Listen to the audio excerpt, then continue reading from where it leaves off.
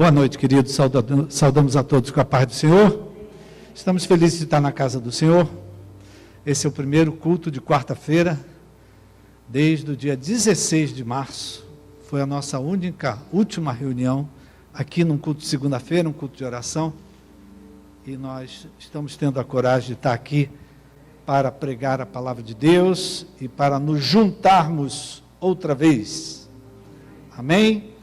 Deus é muito bom e Ele merece a honra, Ele merece a glória. Eu quero que você abra a sua Bíblia no Salmo 131. Salmo 131 é um dos menores salmos da Bíblia.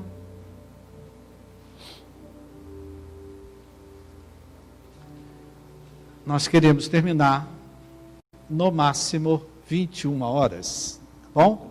Fazer um culto menor.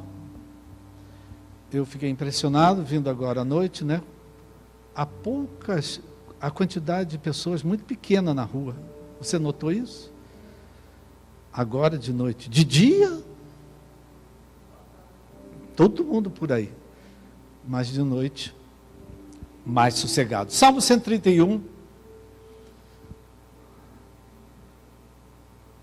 Diz assim: Senhor, não é orgulhoso o meu coração, nem arrogante o meu olhar. Não ando à procura de coisas grandes, nem de coisas maravilhosas demais para mim. Pelo contrário, eu fiz calar e sossegar a minha alma. Como a criança desmamada se aquieta nos braços da sua mãe, assim é a minha alma dentro de mim. Espere, ó Israel, no Senhor, desde agora e para sempre. Amém. Abaixa a sua cabeça, querido. E qual é a situação que hoje te preocupa? Eu queria que você apresentasse para o Senhor, talvez você tenha mais de uma, você tem liberdade, que você apresentasse diante de Deus uma situação que lhe preocupa hoje, essa noite. Você está preocupada, uma situação. Coloque isso diante do Senhor. E nós vamos ouvir a palavra, e o Espírito Santo vai falar com cada um de nós. E no final nós vamos orar outra vez em cima dessa situação. Pai querido e amado, eu te agradeço pela vida de cada um que chegou à tua casa. Que a tua bênção, a tua proteção esteja sobre a vida de cada um. Guarde a sua casa, guarde a sua família. E agora, Pai, ao abrirmos a tua palavra, que teu Espírito tenha liberdade de falar com cada um de nós. Uma palavra, Pai, que provoque movimento do teu Espírito na vida de cada um de nós. Que essa palavra, como já foi orado aqui, que essa palavra provoque a tua ação, o teu movimento, o teu resultado na vida de cada uma dessas pessoas. Nós oramos e te agradecemos no nome de Jesus. Amém. Queridos, o mundo hoje é contado antes de Cristo e depois de Cristo. Hoje já tem gente que quer mudar isso aí, né? Mas o mundo, ele é contado desde antes do que aconteceu, antes de Jesus vir ao mundo, e depois que Jesus morreu, ressuscitou, também é contado. Então, se você vê, às vezes, nas datas, tem antes de Cristo e depois de Cristo. Cada um de nós aqui, queridos, também temos um antes de Cristo e um depois de Cristo. Amém? Cada um de nós aqui tínhamos antes uma vida, uma maneira conhecida de viver, que era nossa, que nós aprendemos com a vida, aprendemos na família, aprendemos com as circunstâncias, situações que nós passamos, vivenciamos, nós aprendemos uma maneira de viver. Aprendemos dentro de casa, aprendemos nos relacionamentos, aprendemos levando muita pancada na vida, mas a gente foi aprendendo e a gente tinha uma maneira conhecida de viver. Um dia, Jesus entrou na nossa vida. Quem lembra aí o dia que Jesus entrou na sua vida? Um dia Jesus entrou na nossa vida e nós aí iniciamos, se podemos dizer assim, e inauguramos uma nova maneira de viver.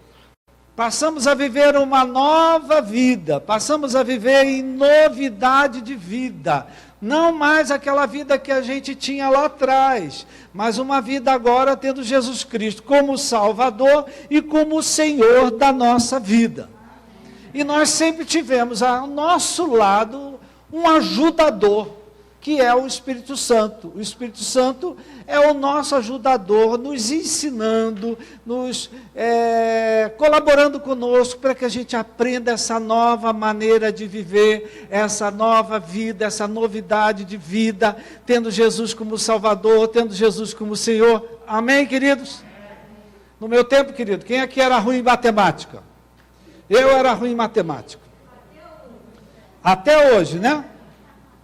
Então, eu era ruim em matemática e eu levava pau todo ano.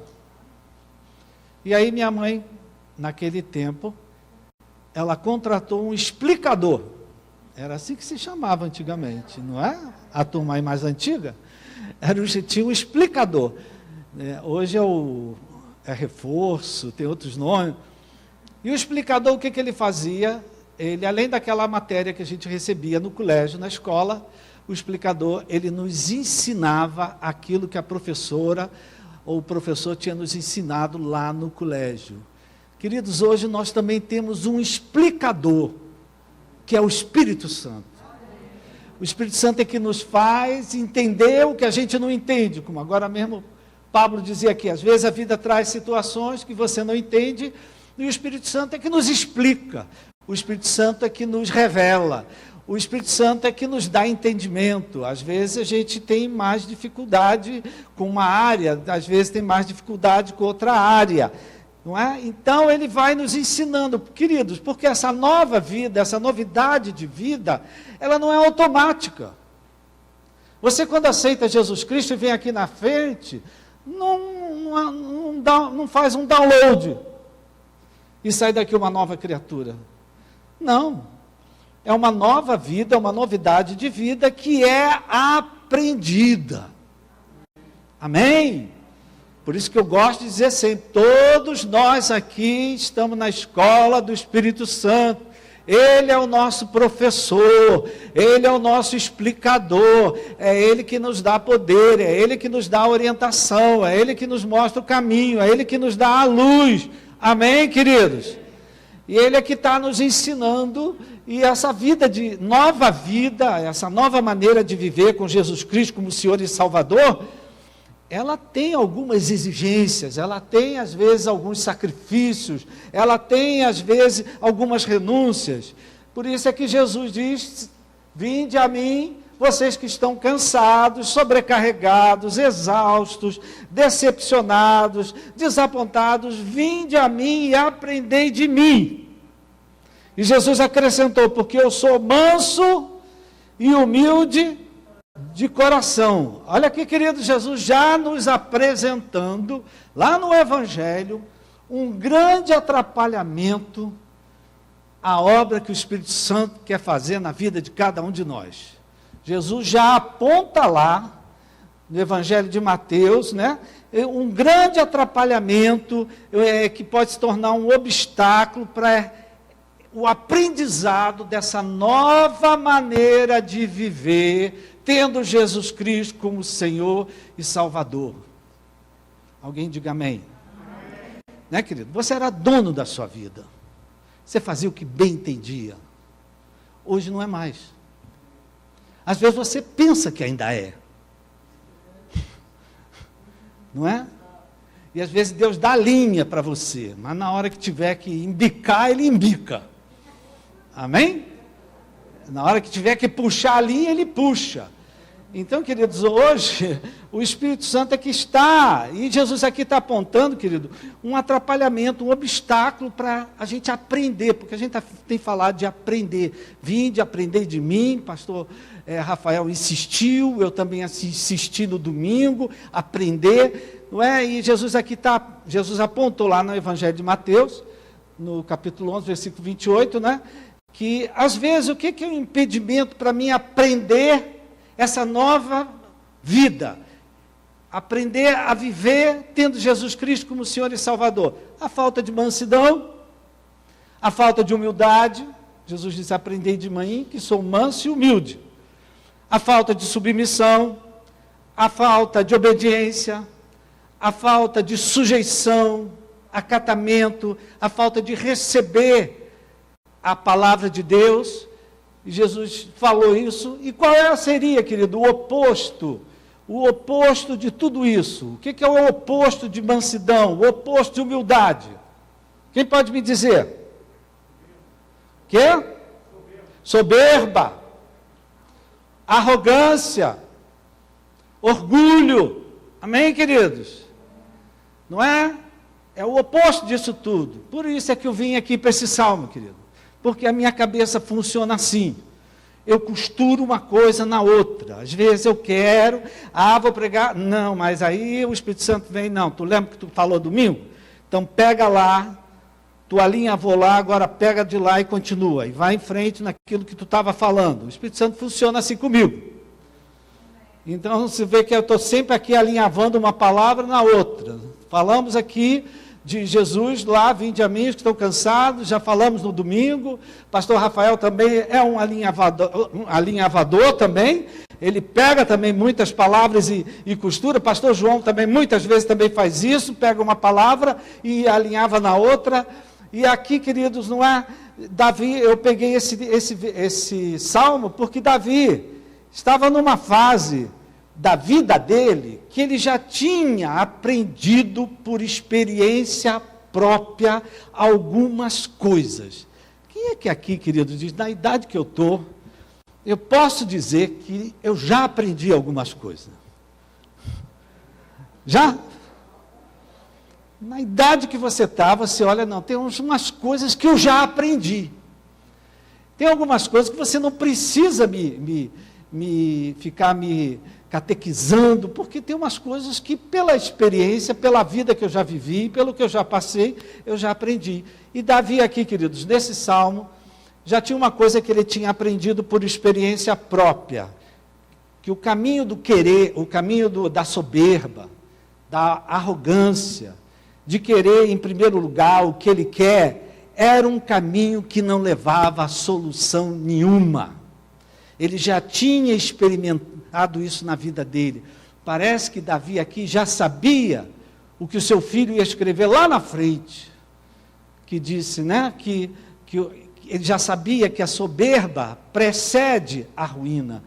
Então, uma coisa que ele não queria mais na vida dele era a soberba, era a arrogância, era querer o que ele queria, porque ele já tinha colhido as consequências na vida dele muitas vezes. Então ele agora, nesse momento que ele escreveu esse salmo, ele vivia uma situação que ele sabia que não ia ser fácil de ser resolvida. Quem é que aqui hoje tem uma situação que aos teus olhos não vai ser fácil ser resolvida? Tem? Se você não tem, a gente arruma para você. Né? Então, já via que estava vivendo uma situação, por isso que eu digo, qual é uma situação que está te preocupando aí? Ele sabia que essa situação que ele enfrentava agora, porque todos os salmos, querido, foram escritos em função do que estava acontecendo. Tem muita música que é feita, querido, música popular brasileira, é feita em função do que o autor estava vivendo. Não é? Então, Davi, ele sempre que escrevia um salmo, alguma coisa tinha acontecido. E aquilo inspirava ele a escrever um salmo. E são salmos que eles animam o nosso coração. Não é? E ele sabia que essa situação que ele estava vivendo, quando ele escreveu esse salmo, era uma situação que exigia tempo, era uma situação que exigia paciência, era uma situação que exigia fé. Era uma situação tipo aqui, eu já vi esse filme, eu já sei como isso vai desenrolar, eu já sei onde é que isso vai chegar, eu já sei o que é que vai acontecer. Às vezes a gente também passa por situações, eu já vivi isso antes, eu já passei isso antes, eu já começo a me preocupar, a me afligir, não é? Porque Davi tinha passado por experiências que ele tinha aprendido alguma coisa. Deus abriu os olhos dele para ver o que ele não via. Você não se esqueça, meu irmão, que se começou esse ano, pedindo a Deus para Deus abrir teus olhos. Não se esqueça disso, querido. Isso vem nos acompanhando desde a primeira semana de janeiro. E Deus tem aberto os nossos olhos. Hoje você está vendo muita coisa que você não via, muita coisa que você não enxergava. Vocês estão aí? E aí Davi já tinha aprendido alguma coisa. Que a soberba não adianta nada. Porque o soberbo, querido, o soberbo, o arrogante, é aquele que não depende nem de Deus. Ele é o próprio Deus. Ele se julga o rei da cocada preta. Ele se julga que ele não precisa de ninguém. Não precisa nem de Deus. Ele faz as coisas com a força do seu braço. Só que Davi já tinha experimentado isso e ele viu que não deu certo. Vamos falar a verdade, querido? Nós também já fizemos assim. Um dia você pensou que você era forte, que você era capaz, que você tinha condições. Eu vou fazer. Às vezes você ainda dizia assim, eu vou fazer e não quero nem que Deus me ajude. Você nunca falou essa besteira, né? Eu já convivi com pessoas que diziam isso muitas vezes.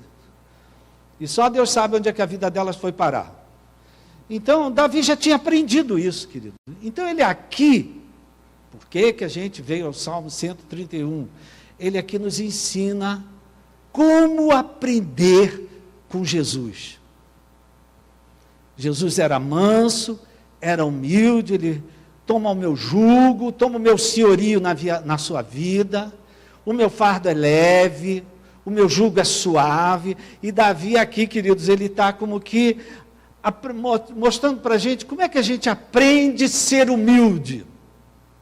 Como é que a gente aprende mansidão? Quem aqui tem coragem de dizer, eu sou uma pessoa mansa?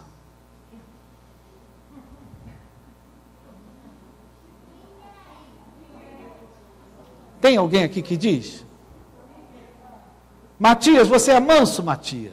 Não, olha aí. Se o Matias não é manso, o que a gente vai falar de nós, querido? Não é? Então, Davi aqui está ensinando para a gente, querido. Como é que esse negócio de ser uma pessoa que tem humildade, que tem mansidão, não é?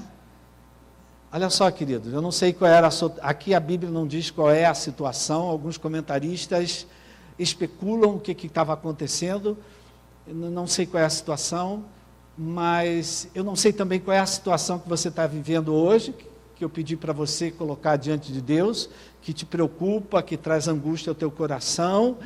Eu queria dizer, em primeiro lugar, pela palavra de Deus para você, que Deus já tem a solução que você precisa. Dá uma animada no teu irmão, olha, Deus já tem a solução que você precisa. Deus já tem, queridos. Ele já tem a solução para nós, porque Deus sempre tem a solução. Esse é o Deus que nós servimos, querido. Ele sempre tem uma solução. Não tem mais jeito, não tem mais solução. Tudo diante de Deus tem um jeito, tem uma saída, tem uma solução, tem um outro lado. Deus pode fazer o que Ele quiser. Amém? Então, para aquietar o nosso coração, porque a gente está preocupado. Quem está preocupado aqui? Então, nós que estamos preocupados, aflitos com alguma coisa, aquieta teu coração. Deus já tem a solução. Amém? Agora, não atrapalha o que Deus quer fazer. Isso aí não atrapalha, porque às vezes a gente atrapalha, querido. Então, a primeira coisa que a gente aprende aqui nesse salmo, que a primeira ação, sempre que Deus fala, Deus pede alguma coisa. A primeira ação que Deus nos pede hoje, que nós que estamos buscando uma solução para uma situação que parece que não tem solução, parece que é impossível. Acaso alguma coisa impossível para o Senhor? Olha, teus discípulos tentaram, se podes. Jesus disse, se podes, tudo é possível. Então, olha só, querido, aquilo que você está pensando aí, que é uma preocupação, é possível acontecer. Deus tem a saída, Deus tem a solução. Primeira coisa, querido, que nós temos que, para não atrapalhar Deus, quem aqui reconhece? Eu já atrapalhei muito Deus. Como? Com a minha vontade.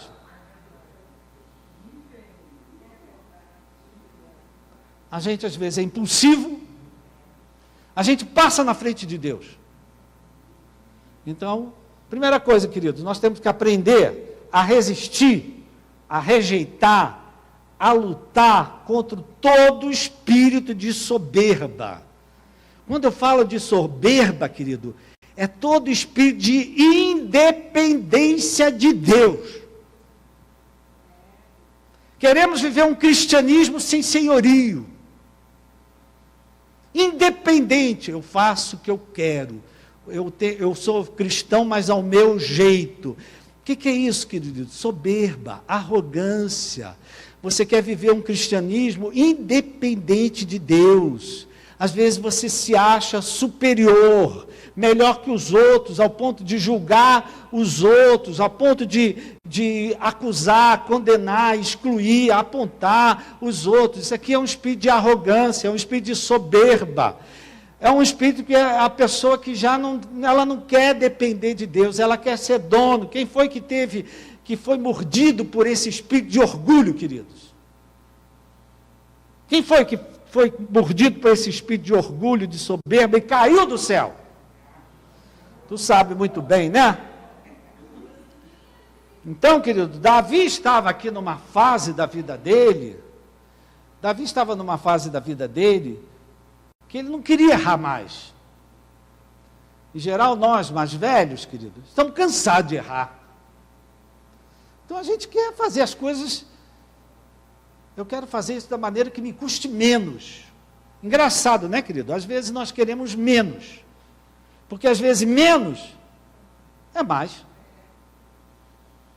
Então Davi estava aqui no momento em que ele queria, vamos dizer assim, menos. Ele não queria grandes coisas.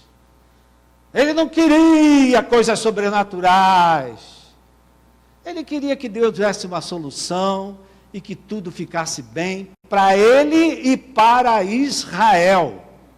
Amém? Deus é coletivo, Ele não pensa só na gente. Então, queridos, você disse que tinha um problema que te preocupava. Uma pergunta para você. O que seria uma boa solução de Deus para essa situação que você vive hoje? Não responde para mim, não, responde para você. O que seria uma boa solução de Deus para essa situação que te preocupa hoje? O que já seria bom para você, se acontecesse? Sem megalomania. Entendeu? Sem exagero. Sem conto de fada. O que já seria uma solução muito boa se Deus me desse? Está pensando aí, meu irmão? O que seria?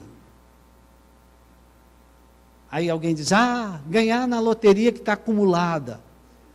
Isso é conto de fada, minha gente. Isso é acreditar em Papai Noel e Coelhinho de Páscoa. Não, o que seria? Eu tenho um problema, você tem um problema, nós temos um problema.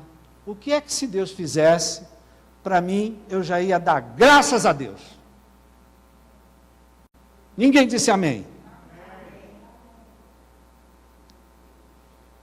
O que seria já bom? Davi, querido, estava vivendo um tempo que ele reconhecia que ele estava vivendo um outro tempo na vida dele. Ele não queria mais grandes coisas. Ele não queria mais tanto poder, tanta fama, tanto sucesso. Ele queria ser feliz. Quem é que quer ser feliz, querido? Quer ser feliz. Dá para pagar as contas, dá para pagar tudo, e ainda sobra um pouquinho. Tá bom, aleluia, glória a Deus. Não é mesmo? ele já não estava afim de grandes coisas. Então ele reconhecia, primeiro, que o tempo estava diferente da vida dele. E ele reconhecia que ele não era mais aquela pessoa que buscava tanto por fama, tanto por sucesso, tanto por aparecer, tanto para ficar em exposição, para ser considerado, nada. Ele queria era ser feliz, ele queria uma solução que Deus desse, que fosse boa para ele, fosse boa para Israel. Então, queridos, a primeira coisa aqui para mim não atrapalhar o que Deus quer fazer na minha vida, na nossa vida, é a gente se livrar desse espírito de querer o que a gente quer, a nossa vontade em primeiro lugar o meu, não é? Em primeiro lugar o meu, em segundo lugar o meu, em terceiro lugar o meu. A gente precisa se livrar de querer, ter. Para quê, meu irmão? Às vezes você tem tanto e acaba se perdendo no meio disso tudo. Mas Davi se conhecia, querido. Davi sabia que essas coisas mexiam com ele. Então ele fala uma segunda ação aqui nesse salmo, que ele diz assim: então eu fiz calar e sossegar a minha alma. A nossa alma, né? As nossas emoções, às vezes elas são incontroláveis, querido. É por isso que tem gente que surta. As emoções ficam fora do controle. Tem gente que pifa, tem um piripaque, corre para o pronto-socorro. Por quê? As emoções, elas entram em ebulição. É facilmente impressionável. Qualquer coisa mexe com você. E Davi era um homem segundo Deus e um homem segundo a gente. Porque a gente é igualzinho, minha gente.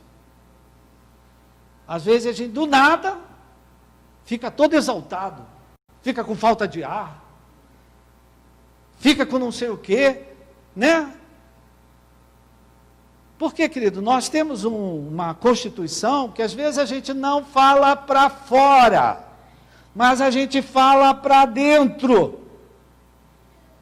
Vê se você identifica, às vezes você não fala para fora o que você devia falar, mas você fala para dentro de você: não, eu não me conformo, não, eu não aceito isso, não, isso foi uma injustiça, não, isso foi uma traição. Você não fala para fora, fica com o bolo na garganta, mas não fala para fora, mas não para de falar para dentro.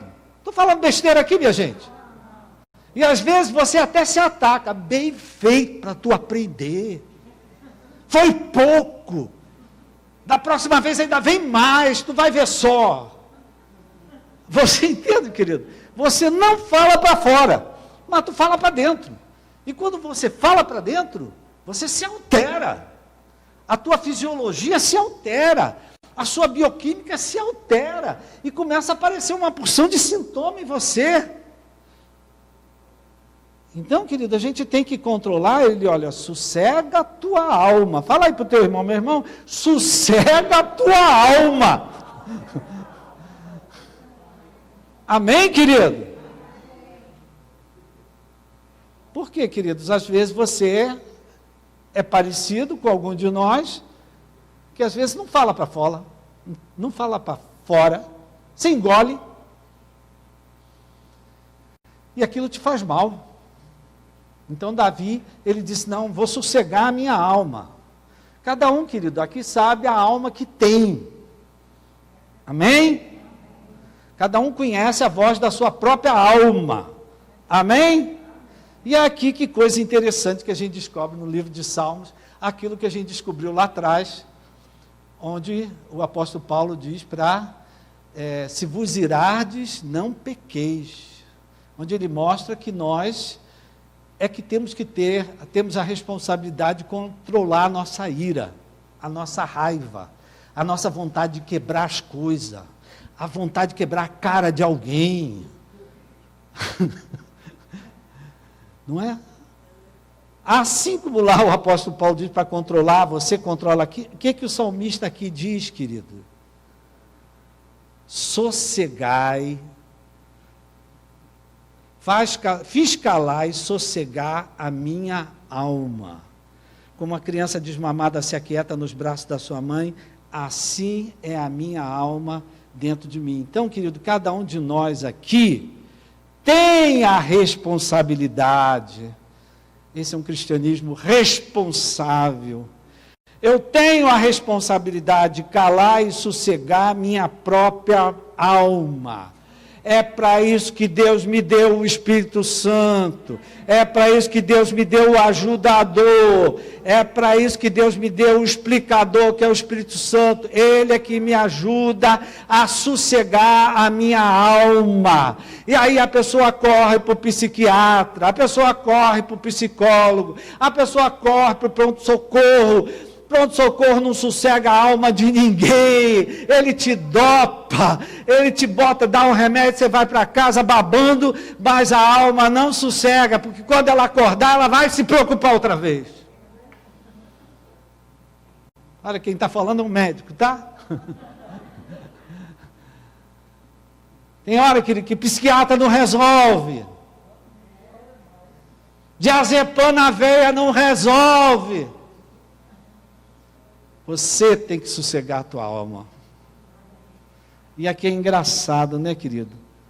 Ele fala assim, você tem que sossegar a tua alma como a criança desmamada no colo da tua mãe. Matias, posso te fazer uma pergunta? Quando você fica nervoso às vezes, Matias? Fica. E como é que você se sossega? Pronto. Para onde você corre quando você está nervoso, com medo, triste? Quem é que sossega você? Ele está apontando para a mãe dele. Querido, quando você era criança, que nem o Matias, quem é que sossegava você? Sua mãe? Quem é que sossegava você, Luísa? Sua mãe? E aí, irmã? Quem é que sossegava você? João, quem é que sossegava você quando você ficava nervoso? Tua mãe? Jonas, quem é que te sossegava? Olha só, querido. Então, querido, nesses momentos, olha aqui uma ilustração. Existem momentos, querido, que a gente tem que se lembrar do colo da nossa mãe, para sossegar a nossa alma. Tem momentos que a gente tem que parar, Deus aqui dando a ilustração, com uma criança desmamada no colo da sua mãe. Tem momentos, querido, que nós temos que nos colocar no colo de Deus, no colo do Espírito Santo. A gente pode se lembrar até da mãe que a gente teve, que dava colo para a gente, ou o pai que dava colo. Minha mãe dava colo, mas também dava muita palmada. É isso aí. Então, o salmista está dizendo aqui, querido, Deus tem uma solução para você. Você chegou inquieto, chegou aflito, chegou, quem sabe, nervoso, agitado nessa noite. Deus tem uma solução para você. Se aquieta, se acalma, toma conta desse nervosismo, toma uma água com açúcar, se ponha no colo de Deus. Se você tem mãe, corre lá para o colo da mãe, diz, mãe, me dá aqui um colo para mim, que eu estou precisando de colo. Né? Se você tem mãe. Se você não tem, corre para o colo de Deus, corre para o colo da esposa, do marido, sei lá de quem, não é? Busca conforto. O salmista aqui, querido, ele se aquietou, ele se acalmou, ele se aquietou. Por quê, querido? Porque essa solução aqui que ele queria, ainda ia precisar de um tempo para ser resolvida. Então ele fala uma terceira ação. Primeiro, ele diz, né, para você fugir do orgulho, da soberba, da tua vontade própria, do teu egoísmo. Segundo, sossega a tua alma, te aquieta. Terceiro, ele diz, espera, ó Israel, espera no Senhor. Não perca a esperança enquanto você espera a solução que Deus vai trazer. E aqui está uma coisa que em matéria de aprendizado, de aprender, é difícil, uma coisa que é difícil, que é aprender a esperar. A gente hoje vive num mundo muito rápido. Tudo se resolve rápido. E você, às vezes, duvido que você não tenha feito isso, vai lá na farmácia, chega lá na farmácia, maior fila, não vou não, vou embora, vou para outra. Mas na outra é mais cara. Pago mais caro, mas não vou ficar ali esperando. Por quê, querido? A gente está treinado a tudo ter rápido. Não é? É tudo express. Né? Pediu a pizza, demorou 10 minutos, a pizza ainda não chegou, não?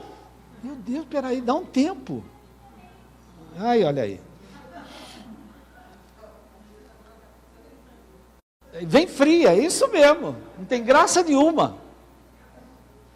Então aqui, querido, o salmista está nos chamando também, está nos desafiando a aprender a esperar. E a esperar sem reclamar. E a esperar sem se queixar. E a esperar sem murmurar. Amém? A esperar sem ficar atacando quem você acha que foi o causador da situação que se formou. Então, queridos, eu não sei o que é que você está vivendo, mas Deus está no meio dessa situação que você está vivendo hoje. Amém? E Ele já tem uma solução para você, Ele já tem uma saída para você, Ele já tem... Então, não enfrente essa situação com orgulho, com soberba. Não enfrente essa situação querendo que prevaleça a tua vontade própria, o que você acha, o que você crê, não é? Não enfrente essa situação com exigência. Pelo contrário, querido. Amadurece, cresce. Confia no Senhor. Espera no Senhor.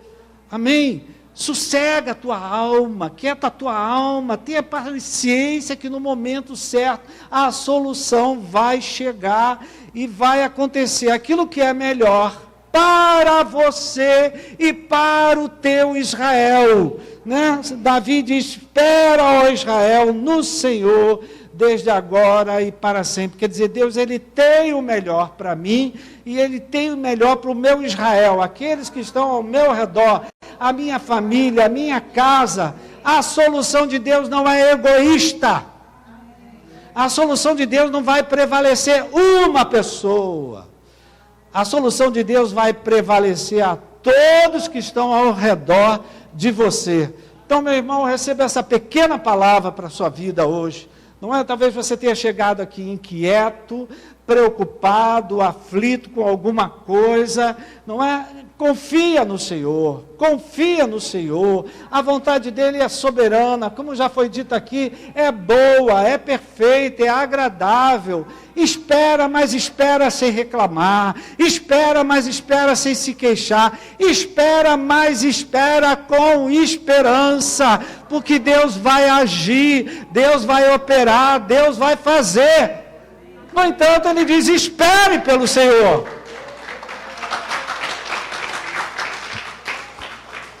Então, minha gente, olhando para essa situação que a gente vive hoje, principalmente, a situação que a humanidade está vivendo, de pandemia, você acha, pode vir, Reginaldo, você acha que essa situação vai se resolver da noite para o dia?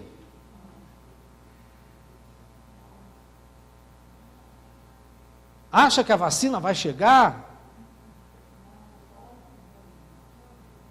Ela vai chegar um dia aí. Mas a gente ainda não sabe o que vai ser isso. Então, nós hoje, queridos, estamos sendo testados na paciência. Testados na fé. Estamos sendo testados a confiar no Senhor. Então eu queria que você colocasse diante de Deus agora, para eu orar por você, essa situação que te inquieta. essa situação que para você parece que não tem mais solução, parece que não tem mais saída, e às vezes a tua alma fica derrubada, a tua alma fica abatida, você acorda para baixo, porque olhando você diz, meu Deus, quando é que isso vai mudar? É o que mais a gente ouve hoje. Quando é que isso vai acabar? Quando é que isso vai passar por uma mudança? E a gente, sinto muito dizer, ainda vai correr muita água por debaixo da ponte, até isso mudar. Não sou incrédulo não, eu creio que Deus pode mudar tudo, amém? Mas nós precisamos controlar a nossa alma. Quem aqui reconhece, que nem eu, que às vezes você fica nervoso? Tem alguém aqui que fica? Olha, cansado, não aguento mais, não aguento mais, não aguento mais, não aguento mais. Para de falar que não aguenta mais, ainda vai aguentar muito mais. Fala para o teu irmão, e tu ainda vai aguentar muito mais. Mas no tempo de Deus, a solução vai chegar. No tempo de Deus, a gente vai se ver livre dessa situação. Que a gente se lembre dessa noite, queridos. Somos poucos aqui, né? Mas que a gente se lembre. Olha, naquela primeira quarta-feira, quando nós voltamos, o pastor pregou uma palavra e disse que essa situação ia se resolver. Mas que a gente tinha que esperar. E nós esperamos e aconteceu, porque Deus é fiel. Não só a questão da pandemia, mas situações nossas, de família, de questões várias da nossa vida, Deus vai resolver. Amém? Então, para você ficar de pé, nós vamos terminar na hora. Eu volto, eu tinha perguntado para você naquela hora. Pergunta outra vez, o que é que te inquieta? Hoje, traz essa palavra para o dia de hoje. O que é que hoje te preocupa? O que é que te inquieta? O que é que tem de vez em quando abala a tua alma? Você fica desestruturado dentro de você. Você fica aflito, angustiado, às vezes até passa mal.